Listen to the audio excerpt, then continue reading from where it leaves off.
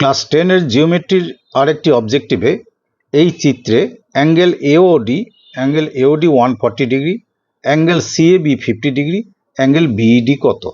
এই অ্যাঙ্গেলটি 50 আর এই অ্যাঙ্গেলটি হচ্ছে 140।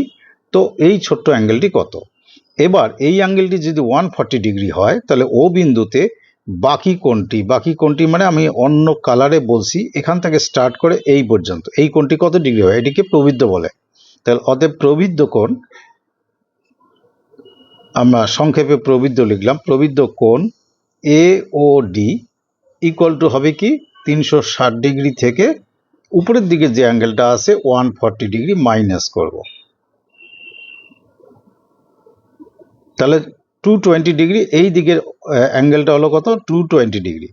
এবার যদি আমি এখানে একটা বিন্দু ধরি, পি, না ধরলেও চলবে। তো এ পি বি ডি, এই যে বড় চাপটি আছে বৃত্তচাপ, যেটা অধিচাপ বলে, সেই চাপের উপর এটি হলো কেন্দ্রস্থ কোণ আর এটি হলো বৃত্তস্থ কোণ। তাহলে এই বৃত্তস্থ কোণ এই কোণের অর্ধেক, সেই বৃত্তস্থ কোণটির নাম কি? কোণ এ সি ডি। সেটি হবে অর্ধেক কার? এই যে কেন্দ্রস্থ কোণ 220 ডিগ্রি, মানে কত হলো? 110 ডিগ্রি।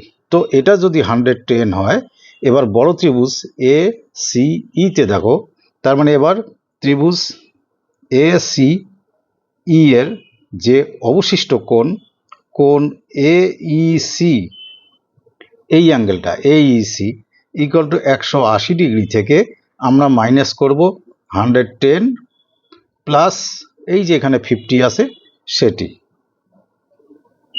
তার মানে 180 degree minus 160 degree equal to কত হবে? 20 ডিগ্রি।